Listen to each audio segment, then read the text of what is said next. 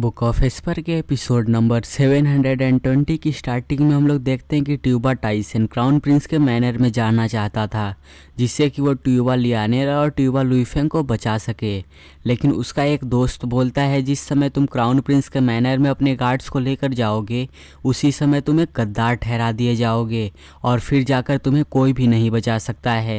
और चलो मान भी लेते हैं कि तुम सभी लोगों को इकट्ठा करके वहां पर पहुंच भी जाओगे, तब उसके बाद तुम क्या ही कर सकते हो। तुम कैप्टन ऑफ गार्ड्स हो, तुम कोई कमांडर नहीं हो जो कि मिलियंस ऑफ लोगों को प्रोटेक्ट करता है। क्राउन प्रिंस का मैनर ढेर सारे एक्सपर्ट्स से भरा हुआ है और उनके अंदर 9 वेनरेबल्स भी आते हैं जिनके पास बहुत ज़्यादा पावर है। और ये 9 वेनरेबल्स वही हैं जिनको कि जूफेन ने अभी अभी हराया है। और फिर ट्यूबा टाइसन का दोस्त आगे बताता है कि अगर तुम वहाँ पर पहुँच भी जाओगे तब इसमें कोई भी पॉइंट नहीं है, तुम वहाँ पर कुछ भी जाकर नहीं कर सकते हो। और ट्यूबा टाइसन भी सारी चीज़ों को समझ रहा था, लेकिन वो अपने दोस्त से बोलता है, ब्रदर मेरा लुईफेंग एक अकेला बेटा है और वो इस समय खतरे में है और इस समय क्राउन प्रिंस ने उसको अपने मैनर में बंद कर कर रखा हुआ है। आखिर मैं शांत कैसे बैठ सकता हूँ जबकि क्राउन प्रिंस मेरे बेटे के साथ कुछ भी कर सकते हैं। एज अ फादर जो मैं कम से कम कर सकता हूँ, मैं उसे बचाने की कोशिश कर सकता हूँ। और ट्यूबा टाइसन की बातें सुनने के बाद उसका दोस्त भी अपनी हार मान लेता है,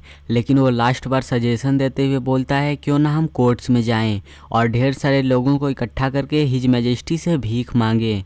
शायद से जो भी तुमने पास्ट में काम किए हैं उसको देखते हुए वो तुम्हारे ऊपर कुछ दया कर दें। तो ट्यूबा टाइसन बोलता है इसका कोई भी फायदा नहीं है, क्योंकि इस बार एम्परर ने एक अनब्रेकेबल डिक्री जारी की है और अब इन सारे मामले का इंचार्ज अब क्राउन प्रिंस है और जो भी इसके बीच में इंटरफेयर करेगा उसे मरवा दिया जाएगा। और कोर्ट में जाकर हमारे साथ कौन जुड़ना चाहेगा, और अगर वो जुड़ेंगे भी तो वो मारे जाएंगे। तो ट्यूबा टाइसन का दोस्त बोलता है एम्परर क्राउन प्रिंस पर बहुत ज़्यादा इजी जाते हैं और एम्परर अपने ही मिनिस्टर्स पर दया नहीं दिखाता है, इसीलिए लोगों का ओपिनियन उसके खिलाफ अब बदल जाएगा और उसको सारे लोग अब हेट करना शुरू कर देंगे। वो दोनों बातें कर ही रहे थे कि वहाँ पर एक मेड आती है और बोलती है मास्टर अब एक बहुत ही बड़ी परेशानी हो गई है, यंग मिस वो वहाँ से। तो ट्यूबा टाइसन बोलता है बताओ उसके साथ क्या हुआ है। तो वो मेड बताती है कि यंग मिस ने मुझे बताया लेकिन वो कहीं पर भाग गई हैं, शायद से वो क्राउन प्रिंस के मैनर में जा रही हैं जिससे कि वो यंग मास्टर को बचा सकें। ये सुनकर ट्यूबा टाइसन बहुत ज़्यादा गुस्से में आ जाता है और अपने दोस्त से बोलता है जल्दी से 8 वुल्फ वार्डन्स को समन करो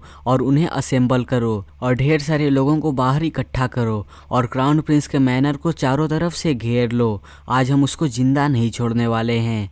तो उसका दोस्त बोलता है ब्रदर ट्यूबा तुम्हें ऐसा नहीं करना चाहिए, तुम्हें शांत हो जाना चाहिए, कम से कम ऐसे समय पर नहीं, एम्परर तुम्हारे साथ कोई भी अच्छा नहीं करेगा। मैं उन बच्चों को वहां से जल्दी ही छुड़वा लूंगा और सारा ब्लेम अपने ऊपर ले लूंगा। ट्यूबा टाइसन क्या तुमने जो भी एम्पायर के लिए आज तक किया है तुम उसको सारा गंवाने वाले हो? क्या तुम सच में क्वेंद्रोंग एम्पायर के एक एनिमी बनने वाले हो और तुम्हें सारा एम्पायर अब एक क्रिमिनल ठहरा देगा? तो ट्यूबा टाइसन बोलता है मैं क्वेंद्रोंग एम्पायर का एक कमांडर रह चुका हूँ और मैंने हमेशा अपने कंट्री के लिए फाइट किया है और मैं इसके लिए अपनी जान भी दे सकता हूँ और मैं इसको कभी भी धोखा नहीं दूंगा।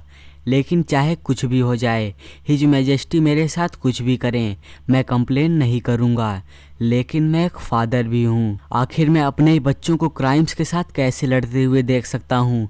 हाँ टाइम हो, भले ही आज मैं एक क्रिमिनल बन जाऊँ और मेरे सिर को सिटी गेट के ऊपर लटका दिया जाए, लेकिन मेरे पास कोई भी रिग्रेट नहीं रहेगा। जो भी मैंने सब कुछ किया है मैंने अपने बच्चों के फ्यूचर के लिए किया है और मैं ऐसा ही करूँगा, मुझे किसी भी चीज़ का डर नहीं है। और फिर अगला सीन हम कुछ समय बाद का देखते हैं जहाँ पर ट्यूबा टाइसन के घर के सामने लगभग हज़ारों की आर्मी खड़ी थी और ट्यूबा टाइसन भी उनके सामने ही खड़ा था और उन हज़ारों के आर्मी के पीछे 4 बड़े बड़े हाथी भी खड़े थे। और ट्यूबा टाइसन की आर्मी उससे बोलती है कमांडर हम सभी लोग यहाँ पर आ चुके हैं और हम आपके ही ऑर्डर का वेट कर रहे हैं। तो ट्यूबा टाइसन बोलता है हम आगे बढ़ेंगे। तो उसकी आर्मी बोलती है हाँ हम आगे बढ़ेंगे, लेकिन पीछे से ट्यूबा टाइसन का दोस्त भी आ जाता है और बोलता है ट्यूबा टाइसन कुछ समय के लिए रुको। तो ट्यूबा टाइसन उससे बोलता है मुझे रोकने की कोई भी ज़रूरत नहीं है, मैंने पहले से ही अपना डिसीजन बना लिया है। तो उसका दोस्त बोलता है मैं तुम्हें रोकने की कोशिश नहीं कर रहा हूँ,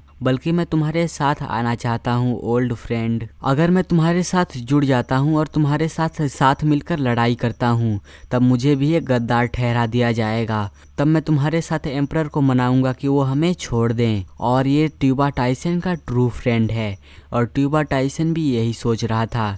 लेकिन तभी अचानक से वहाँ पर कोई आता है और बोलता है कमांडर। और उसे देखकर ट्यूबा टाइसन और उसका दोस्त वो दोनों शॉक हो जाते हैं, मतलब कि ये कोई ना तो कोई स्पेशल है। और वो आर्मी के बीच में से अपना रास्ता बनाते हुए आ रहा था और बोल रहा था कि साइड हट जाओ, मुझे आगे बढ़ने दो। और उसे देखकर ट्यूबा टाइसन का दोस्त बोलता है क्या हिज मैजेस्टी को पहले से ही पता चल गया और उन्होंने हमें रोकने के लिए इसको भेजा है? अगर ये सच में एम्परर का ऑर्डर है तब इसका मतलब है कि बहुत बड़ी आर्मी हमें रोकने के लिए तैयार हो चुकी है और हमें यहाँ से 1 इंच भी नहीं हिलने देगी।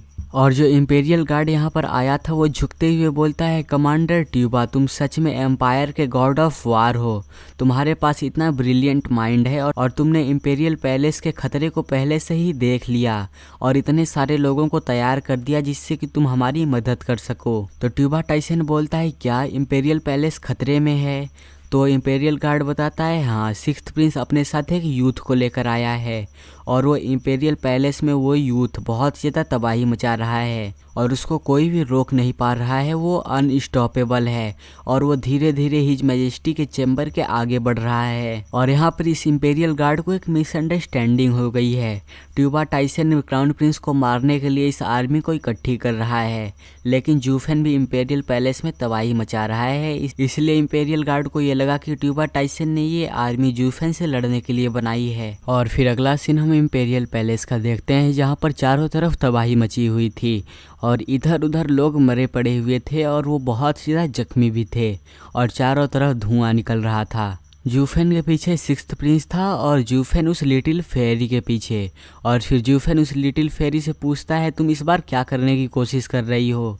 मेरे साथ खेल खेलना बंद करो और मुझे सही रास्ता दिखाओ। और जूफेन इस लिटिल फेरी की मदद से उस एनर्जी सोर्स को ढूंढना चाहता है जिससे कि जहाँ से कि ये लिटिल फेरी पैदा हुई है और फिर वहीं पर उसे वर्ल्ड विंड टनल मिलेगी। और फिर वो लिटिल फेरी एक तरफ पॉइंट करती है और वो जिस तरफ पॉइंट करती है वहाँ पर एक वाल थी और जैसे ही जूफेन उसको देखता है वो तुरंत उसको ब्लास्ट कर देता है और जो भी उधर आसपास के लोग खड़े थे वो भी जख्मी हो जाते हैं या फिर मर जाते हैं। और 6th प्रिंस को अलग ही मज़ा आ रहा था, वो सोच रहा था ये सच में ये एक वाइल्ड बीस्ट की तरह आगे बढ़ रहा है और जो भी इनके रास्ते में आने की कोशिश कर रहा है उसकी मृत्यु तुरंत तय हो जा रही है। सच में सर जूफेन अपने रेपुटेशन पर जीते हैं। और फिर पीछे से 6th प्रिंस के एल्डर्स आ जाते हैं जो 6th प्रिंस को सपोर्ट करते हैं और वो बोलते हैं 6th प्रिंस सर जू सच में बहुत ज़्यादा अब रेकलेस हो रहे हैं, ये इम्पेरियल पैलेस है और ये इसमें घुस आए हैं और लोगों को इधर उधर मार रहे हैं और इनकी पावर भी बहुत ही ज़्यादा खतरनाक है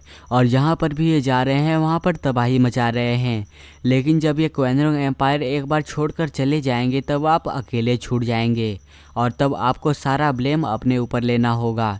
इसीलिए 6th प्रिंस आप ध्यान से सोचिए। 6th प्रिंस अब आपको यहाँ से चले जाना चाहिए क्योंकि एम्परर को अभी भी नहीं पता चला है कि आप इस मामले में इन्वॉल्व हैं और अगर उनको पता भी चल जाता है तो हम कहेंगे कि इसने आपको फोर्स किया है जिससे कि आप इसके पीछे पीछे जा रहे हैं। लेकिन 6th प्रिंस इनकी बातों को नहीं सुनता है और बोलता है सर जो मेरे गेस्ट हैं और जो भी ये कर रहे हैं मैं उनकी रिस्पॉन्सिबिलिटी लूँगा और जो भी ये ढूंढने की कोशिश कर रहे हैं इसमें मैं इनकी मदद करूँगा और क्योंकि ये जो भी ढूंढ रहे हैं ये मिलने ही वाला है इसीलिए मैं सर जू के पीछे पीछे जाऊंगा और इनका साथ दूंगा। और अगर तुम लोगों को डर लग रहा है तब तुम यहाँ से जा सकते हो, मेरी चिंता करना बंद करो। लेकिन जूफेन तबाही मचाते मचाते आगे निकल जाता है और फिर 6th प्रिंस भी बोलता है सर जू मेरे लिए रुकिए, मैं भी आ रहा हूँ। और उसके एल्डर्स बस 6th प्रिंस करते करते रह जाते हैं और वो लोग बहुत ज़्यादा निराश हो जाते हैं और सोचते हैं अब सब कुछ ख़त्म हो गया और अब यहाँ पर कुछ भी नहीं बचने वाला है। और यहीं से चैप्टर एंड हो जाता है। और अगर आप लोगों को अगला चैप्टर जल्दी चाहिए तो इस चैनल को सब्सक्राइब करके इस वीडियो को लाइक कर देना। और मुझे कमेंट में ज़रूर बताना कि आज का एपिसोड कैसा लगा।